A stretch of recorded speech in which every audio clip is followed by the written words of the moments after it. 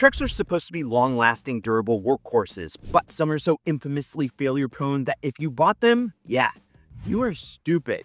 Even some new trucks have already earned dumpster fire reputations, and even Toyota isn't safe. So stick around to find out what is going on, starting with the Chevy Colorado and GMC Canyon.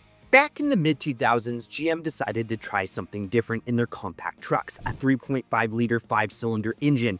This oddball inline-5 in the first-gen Colorado and Canyon was underpowered, rough-running, and developed a reputation for self-destruction. These engines tended to chew through valve seats and valve springs like candy. Owners would experience random misfires, loss of compression in one or more cylinders, and often a check engine light leading to dreaded news: you need a new cylinder head. In fact, it was such a common failure that GM quietly extended warranties on the cylinder head for early models, basically admitting, yeah, our 5-cylinder, it had issues. If the cylinder head wasn't failing, the timing chain might have been. Oil leaks, timing chain tensioner failures, and cracked exhaust manifolds were also on the menu. Many Colorado owners found themselves dumping thousands into repairs, negating any money that they saved by choosing a smaller truck. Plus, the 5-cylinder was gutless, so don't buy one. Okay, this is not a drill, this is not a scam, this is not your aunt's weird essential oil side hustle. This is the Ideal Collective, and we are giving away an Ideal car soon. You want in, like everybody else? We'll sign up for free. Yes, free, and you will be the first to know when it finally drops. I've linked to it in the pinned first comment. Go throw in your email, go check it out, and then enjoy the rest of the show. Before Chrysler had the modern Hemi V8, their SUVs and trucks in the early 2000s often came with a 4.7-liter PowerTech V8. Pretty soon, though, that 4.7-liter earned a rep for overheating and cooking itself to death. Blow a radiator hose or lose coolant just once, and odds were that you'd warp the heads or blow a head gasket. Many unsuspecting owners had a perfectly fine running 4.7 one day, then it overheated later, and it was game over. Some even experienced drop valve seats, valves literally falling into the cylinders after an overheat, instantly wrecking the engine. This engine also ran hot and, if maintenance was neglected even a little, could develop oil sludge that clogged passages. Sludge would starve the top end of oil, leading to timing chain tensioner failure or camshaft damage. Essentially, the 4.7 demanded meticulous maintenance. Miss an oil change or overheat it, and it might shake hands with the Grim Reaper. Today, finding a second-gen Jeep or Dodge with a healthy 4.7 is like finding a unicorn. Many have either had engine rebuilds or are ticking time bombs on their last legs. They're notorious enough that engine rebuilders joke the 4.7 stands for 4.7 reasons not to buy it. If you want a reliable older truck or SUV, skip this and maybe go for the 5.2 or 5.9 old school V8s. Those were much more solid. And if you're enjoying this video so far, hit the subscribe button and turn on notifications. Next. Surprise! Yes, even Toyota has a spot on this list. The Tacoma and earlier Toyota pickups are famed for reliability, but their old V6 engines had some pretty embarrassing issues. If you thought every Toyota truck is bulletproof, let's burst that bubble, huh? The 3-liter V6 engine codename 3VZE, and to a lesser extent the later 3.4-liter, the 5VZFE, had problems that earned them a caution flag. The 3-liter V6 from the late 80s to mid-90s was so prone to blowing head gaskets that Toyota issued a massive recall repair campaign. Thousands of these trucks had their head gaskets replaced under warranty. The engine was underpowered and ran hot. The head gaskets would fail and dump coolant, sometimes even causing engine failure if not caught. Toyota basically had to eat crow and fix a ton of them. The 3.4-liter that came in 95 to 04 Tacomas and 4Runners was much improved in power and reliability, but early years still saw occasional head gasket leaks. Beyond that, the 3.4-liter was solid except for one nagging issue: the dreaded pink milkshake. When the radiator cooler fails, it can mix coolant with transmission fluid, not the engine's fault per se, but a common Tacoma-era failure that can destroy your transmission. So, if you're buying an older Tacoma, you must check that the radiator has been updated or you risk a transmission smoothie. Dodge brought back the 5.7-liter Hemi in 2003, and it became an icon, but those first-gen 5.7-liter Hemis, the 03 to 08 or so, had a dirty little secret: a propensity to develop ominous ticking sound that could foreshadow serious problems. Owners would often notice a loud tick or knock from the engine, usually caused by failing lifters and camshaft lobes wearing down. The Hemi's MDS, cylinder deactivation, lifters were especially failure prone. They'd collapse or seize, chewing up the camshaft. One day you have a slight tick, next month you're looking at a multi-$1,000 repair to replace the cam and lifters. And that's if metal shavings haven't gone everywhere. If that weren't enough, some early Hemis also suffered from drop valve seats, particularly if the engine had ever overheated. It was a rare failure, but if you were unlucky, your whole engine would be toast in an instant. Look, a Hemi-powered Ram is a blast when it's working, but buying an early one now means rolling the dice on an engine that might have been run low on oil, overheated, or just ready to start ticking its way to the grave. Unless you have proof that the lifters and cam were updated or you plan to do it yourself, steer clear. You'll thank me later. GM's active fuel management system was meant to save gas by deactivating cylinders, but all it ended up saving were tow truck companies from going out of business. The 5.3-liter and 6.2-liter V8s with AFM and early VVT from the late 2000s to early 2010s are notorious for guzzling oil and lunching on their own lifters. Owners of these Vortec V8s often noticed that there was a quart or two low of oil before changes. Why? Because AFM would leave oil sitting in the cylinders or bleeding past piston rings. In fact, a massive class action lawsuit proved GM knew about defective piston rings that caused excessive oil consumption in the 5.3-liter engines. We're talking engines running dry and suffering internal damage or outright failure due to oil starvation. Spoiler, GM ended up paying a $102.6 million judgment in 2022 to settle claims it sold trucks with these ticking time bombs. The AFM lifters themselves are a common failure point. They can collapse or stick, leading to dead cylinders and cam damage. A telltale sign is a loud valve train tick. Sound familiar? And a flashing engine light. Repairing a failed lifter means tearing down the top end of the engine, a $3,000 plus job. And fun fact, the problem got so bad that GM issued multiple service bulletins and redesigned parts, and many owners simply installed a AFM delete kit to dispose of the system, sacrificing MPGs to save their engine. A light-duty pickup that gets diesel fuel economy and strong torque sounds great. Ram's EcoDiesel 3-liter V6, an Italian VM motory engine, debuted in 2014 and even won some awards at first. But oh boy, because the reality hit EcoDiesel owners hard as the miles piled up. This engine has become synonymous with expensive failures and even fire risks. Early EcoDiesels had frequent rear main seal leaks, turbocharger failures, and random engine failures. Spun crank bearings, anyone? Yeah.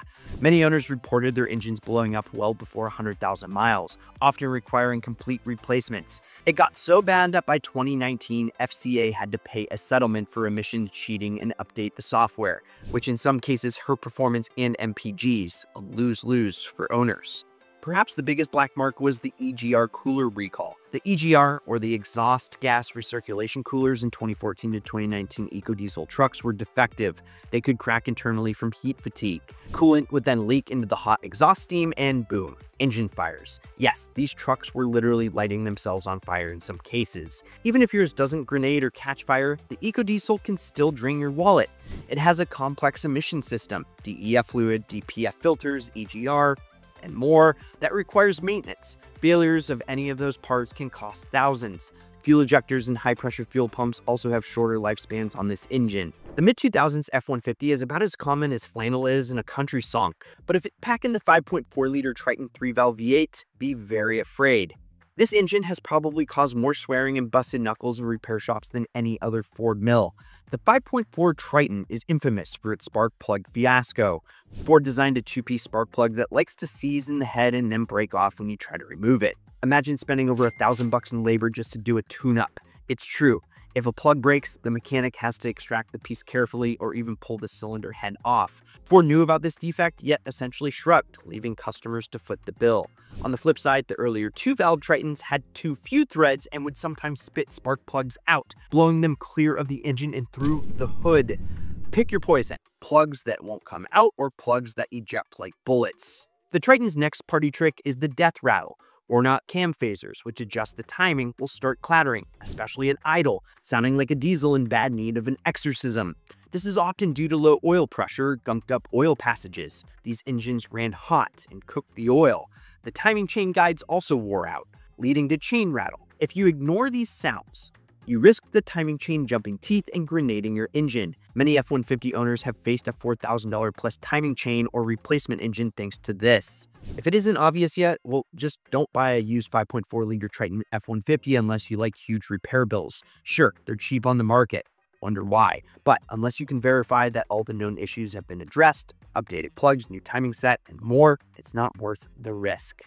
You'd think buying a 2021 or newer Silverado GMC would be a safe bet. It's new, it's under warranty, but guess what? GM's top dog 6.2-liter V8 engine codenamed the L87 turned out to have some serious manufacturing defects. We're talking brand new engines with less than 10,000 miles suffering major failures. By 2023 and 24, social media and forums were flooded with angry owners whose shiny $6,000 truck was in the shop getting new engines. Yeah. The first sign of trouble was waves of valve lifter failures. These 6.2 liters and actually some of the 5.3 liters with the similar design started misfiring due to lifters collapsing, just like the old AFM issue, but on an engine fresh off the lot. GM tried to quietly replace bad lifters, but parts were on back order, leaving customers waiting months. Fast forward to this year, and GM has finally thrown in the towel. They issued a massive recall on 721,000 trucks and SUVs with the 6.2-liter V8. The official reason? Possible defective connecting rods and crankshafts that lead to engine failure. In plain English, these engines might have bad internals from the factory. This entry is proof that even a newer truck can be one of the worst trucks to buy if it's plagued by the defects. If you're shopping a 21 to 23 GM truck, be very cautious. Check if recall repairs have been done. Better yet, just avoid the first few model years altogether. Yes, Toyota, believe it or not, is back on this list, this time with a brand new truck model, the 2022 and newer Tundra, and this is a big deal. It's all new design, twin-turbo V6, even has a hybrid option now. Enthusiasts and journalists praised its power and modern features, but owners soon discovered something was rotten under the hood. This Tundra's 3.5-liter twin-turbo V6, known as the V35A FTS, turned into a reliability debacle that Toyota probably wishes it could forget. Within months of its release, reports surfaced of a 2022 Tundra engine failing completely at very low miles. A common issue was the turbocharger's wastegate actuators sticking or failing. Some owners had trucks go into limp mode with check engine lights almost right off the dealer lot. In several cases, Toyota had to replace the entire engine because accessing certain turbo components was so labor-intensive that swapping a new engine in was just easier. And then it got worse. In 24, Toyota announced a massive recall on every 22 and 23 Tundra and Lexus LX with this engine, about 130,000 vehicles. The reason? During manufacturing, machining debris may have been left in some engines, which can cause engine knocking, stalling, or outright failure. Was there ever any doubt? If you want to talk about the worst trucks to buy, the Ford Super Duty 6-liter and 6.4-liter Power Stroke diesels take the crown. These two engines have single-handedly turned many proud Ford owners into broken, bitter souls. They're so notorious that in diesel circles, the jokes and horror stories are endless. Straight from the factory, the 6-liter had insufficient head bolts, leading to blown head gaskets whenever you push the engine hard, an EGR cooler that liked to rupture, pouring coolant into the engine, high-pressure oil system issues, injector problems, turbocharger soot buildup, you name it. It was so bad that Ford ended up in a legal battle with the engine's manufacturer, Navistar. Owners were left either performing a laundry list of aftermarket fixes known as the bulletproof mods, or watching their trucks spend more time in the shop than on the road. If you see a 6-liter for sale with the new engine or head studs and EGR delete installed, you know why. It probably blew up and was rebuilt to not implode the second time. Hopefully. The 6-liter and 6.4-liter fiasco is so bad that it's basically textbook for trucks to avoid. Even die-hard Ford guys will often say, yeah, skip those and get a 7.3 or the later 6.7. The market reflects it too. You'll find Super Duty trucks with these engines selling for dirt cheap because savvy buyers know the score.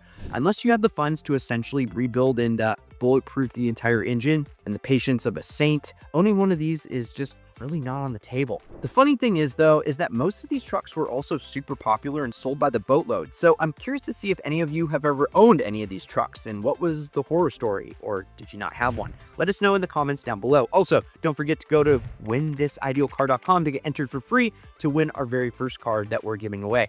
Link to it in the pinned first comment down below. Like, subscribe, turn on that notification bell. Check out these Ideal vids over here. I'm Brad Danger. This is Ideal. We'll catch you next week, and promising one thing, keep living the ideal lifestyle.